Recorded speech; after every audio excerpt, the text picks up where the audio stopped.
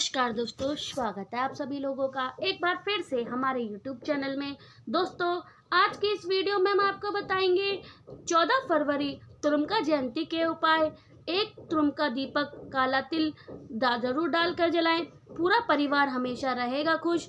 जानिए संपूर्ण जानकारी, वीडियो को पूरा जरूर देखिएगा। श्री शिवाय नमस्तुते। हम सबको पता है कि आज 14 फरवरी है, यानी कि तुरुम्का जयंती का बहुत ही प्यारा सा दिन है हमारा, क्योंकि हमें पता है कि फाल्गुन माह स्टार्ट हो गया है। जब भी हमारे हिंदू धर्म के हिसाब से कोई भी महीना स्टार्ट होता है, वह दिन अगर शुक्रवार का हो जाए, कौन सा दिन होता है?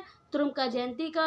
अगर रात में आप सभी को अपने घर पे बाहर नहीं जाना है, अपने ही घर पर आपको तुरुम्का नाम का दीपक काले तिल के डालकर अगर आप लगा देते हैं, इससे आपके परिवार पे किसी भी प्रकार का कोई भी संकट नहीं आने वाला है। ठीक है ना? तो बहुत ही अलग तरीके से स्पेशल से मैं आपको वीडियो में बताऊंगी। देखिए, चलिए समझने की कोशिश करते हैं। सबसे पहले आपको यहाँ पर काले तिल लेने हैं। आपको क्या करना है, यह काला तिल आपको एक चुटकी लेना है, बहुत ज़्यादा लेना नहीं, सिर्फ एक चुटकी, ठीक है ना। अब बारी आती है दीपक लगाने की। मेरी बात बहुत ध्यान से सुनना। अगर आप आटे का दीपक बना लेते हैं तो आप आटे का दीपक बना ले, बहुत अच्छी बात है, बहुत ही शुभ माना जाता है शुक्रवार। लेकिन अगर आप नहीं बना पाते हैं तो इस प्रकार से कोई भी दीपक ले लो, नया ले लो या पुराना ले लो, चलेगा, कोई दिक्कत नहीं है। फिर आप इस दीपक को लेकर पहुंचोगे कहाँ पर? शमी के पेड़ के नीचे पहुंचोगे। अब मैं आपको एक नाम बता रही हूँ, उस नाम को आपको जरूर बोलना है। सबसे पहले क्या काम करना है, जो दीपक आपको बनाया है, शमी के पेड़ की जड़ पर जाएंगे शाम के टाइम, प्रदोष काल के सामने। उसके बाद में आपको यह उपाय शाम के बाद ही करना है। जिन लोगों के घर में शमी का पेड़ नहीं है, वह अपने घर पे मेन गेट के बाहर दीपक को लगा सकते हैं। स्पेशली वह लोग जो विदेश में रहते हैं, उनको नहीं मिल पाता शमी का पेड़, तो आप अपने मेन गेट के बाहर लगा सकते हैं। तो चलिए, दीपक हमें क्या किया है, लगा दिया है। और आपको एक बात और बता दूं, दीपक को डायरेक्ट नहीं रखते हैं। तो सबसे पहले काम क्या करनेंगे, शमी के पेड़ की थोड़ी सी मिट्टी उठाइएगा। मिट्टी को क्या करना है, आपको जहाँ आप नीचे रखेंगे, ठीक है ना, उसी मिट्टी के ऊपर आपको थोड़ा सा काले तिल भी रख देना है और फिर दीपक को रखोगे। अब बात कर लेते हैं कि सब कुछ ठीक है, लेकिन दीपक के अंदर डालेंगे क्या? आप कोशिश करेंगे कि अगर आपको तिल का तेल मिल जाता है, मुझे उम्मीद है कि ज़्यादातर घर में तिल के तेल का दिया लगता है, तो अगर आपके पास में तिल का तेल है तो बहुत अच्छी बात है, तिल का तेल डालेंगे। इसमें बत्ती कौन सी लगेगी? शमी के पेड़ के नीचे ऐसा प्रावधान माना गया है कि हमें गोल बत्ती का दिया लगाना चाहिए, ठीक है ना। आप सभी लोगों को इस बत्ती को क्या करना है, प्रज्वलित करना है, इस बत्ती का जलाना होगा, ठीक है ना। अब जब आप इस बत्ती को जलाएंगे तो तुरुम्का महादेव का स्मरण करेंगे। किसका? तुरुम्का महादेव का स्मरण करना है, ध्यान करना है और अपने पूरी फैमिली, पूरे परिवार की तरक्की के लिए, उन्नति के लिए एक चुटकी काले तिल इस दीपक के अंदर अगर आप डाल देते हैं तो आपके घर में, परिवार में किसी भी प्रकार की कोई संकट नहीं आएगी। पूरा फैमिली, पूरा परिवार आपका हमेशा रहेगा खुश। करिएगा जरूर, किसी को भूलना नहीं है। तो यहाँ पर हम लोगों ने कर ली बात अपने पहले उपाय की। आज करने वाले हैं हम लोग, बात करते हैं अपने दूसरे उपाय की तरफ, जो आप सभी को किससे करना होगा? लाल चंदन के साथ में। लाल चंदन ही क्यों करना है? क्योंकि हम सभी को पता है कि महादेव का जो प्रिय चंदन होता है वह लाल चंदन होता है। चलिए समझते हैं उपाय को। इस उपाय को हम करते हैं, इसके बेनिफिट क्या होने वाले हैं, देखिए, समझो बहुत ही ध्यान से। यहाँ पर दो चीज़ें आपको और लेनी है। एक तो आप सभी को क्या लेना है, बेलपत्र, जो बहुत ही प्यारी सुंदर सी है, और दूसरा जो लेंगे वो लाल चंदन लेंगे। सूखा मत लेना, उसे थोड़ा सा गीला करके फ़ायदे समझ लो। जैसे मान लेते हैं कि अगर आपके घर में धन की बहुत कमी रहती है, मतलब माँ लक्ष्मी घर में वास नहीं करती हैं, कर्जे में डूब जा रहे हो, फैमिली नहीं खुश हो पा रही, तो आप इस उपाय को करेंगे, लाल चंदन की लीजिएगा। एक बहुत ही प्यारी सी बेलपत्र लीजिएगा। इस बेलपत्र में कुछ लिखना है। आपको क्या लिखेंगे? शुक्रवार का दिन है तो पता है माँ लक्ष्मी का होता है। सभी को तो जो बेलपत्र बड़ा वाला पत्ता है आपको लेना है, इसी पर कुछ लिखना है। क्या लिखोगे? उससे लाल चंदन से ऐसे श्री लिखना है। श्री नाम किसका होता है? माँ लक्ष्मी का होता है। इसलिए बेलपत्र पर चंदन से क्या लिखोगे? श्री लिखेंगे। जो नीचे दोनों छोटी छोटी पत्ती आपको बताई हैं, इन दोनों छोटी छोटी पत्तियों पर एक एक पत्ती पर आपको रिद्धि के नाम की बिंदी लगानी है एंड दूसरी पत्ती पर आपको सिद्धि के नाम की पत्ती लगानी है। तो आप सभी लोगों को इस प्रकार से अपनी बेलपत्र को सजा लेना है और फिर आप इस बेलपत्र को उठाकर तांबे के लोटे में जल को भर लो। आपको पता है जल के अंदर हमें क्या डालना होगा? गंगा जल। सीधा पहुंचो कहाँ पर? महादेव के शिवलिंग के पास में।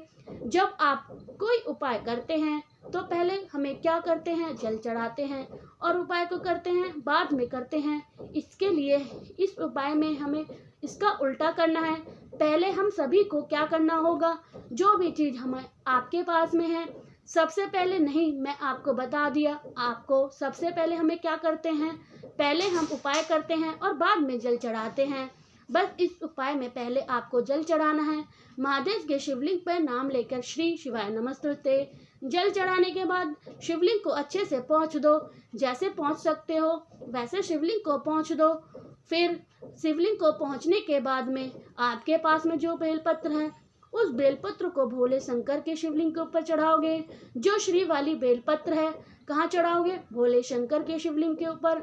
अब जब यहाँ चढ़ाओगे तो महादेव का कुंदकेश्वर रूप का ध्यान करोगे। इसलिए कुंदकेश्वर महादेव के नाम से अगर आप सभी लोग समर्पित करते हैं, ध्यान रखिएगा आप इस उपाय को अपने घर पे शाम के टाइम प्रदोष काल में कभी भी कर सकते हैं। ठीक है ना? समझ रहे हो? तो इस उपाय को करिएगा। 2 उपाय आपको समझ में आ गए होंगे। आगे बढ़ते हैं। अब फिर इस वीडियो में हम अपने तीसरे उपाय की तरफ, जो कि तीसरा उपाय हमें करना है अपने घर पर ही, लेकिन इनके बेनिफिट क्या हैं हम सब कुछ बात करने वाले हैं। जल्दी से कर दीजिएगा वीडियो को लाइक। जिसने अभी तक चैनल को सब्सक्राइब नहीं किया है, जो पहली बार मेरी आवाज़ सुन रहा है, तो चैनल को ज़रूर सब्सक्राइब करिएगा। वैसे जहाँ पर शहद आपको लेना है, आपके माइंड में एक सवाल होगा कि पक्का यह किसके लिए है होगा? लड़ाई झगड़े के लिए। तो आप इस उपाय को किसके लिए करोगे? लड़ाई झगड़े के लिए कर सकते हैं, झगड़े के लिए भी कर सकते हैं। घर में कोई ऐसा इंसान है जो कलेश करता रहता है, कलेश बहुत करता है, तो उस आप उपाय को नियमित करेंगे। शहद लीजिएगा। आप यहाँ पर शहद की मात्रा थोड़ा सा मतलब 1 चम्मच के आसपास लेना है। शहद लेने के साथ हमें कुछ और, शुक्रवार का दिन है, शमी के पत्ते का बहुत महत्व माना जाता है, तो आप सभी को पत्ता लेना है। मेरे जितने भी भाई बहन देख रहे हैं तो किसी के कारण से शमी का पत्ता नहीं मिल पाता है तो उसके स्थान पर चावल के दाने का इस्तेमाल कर सकते हैं।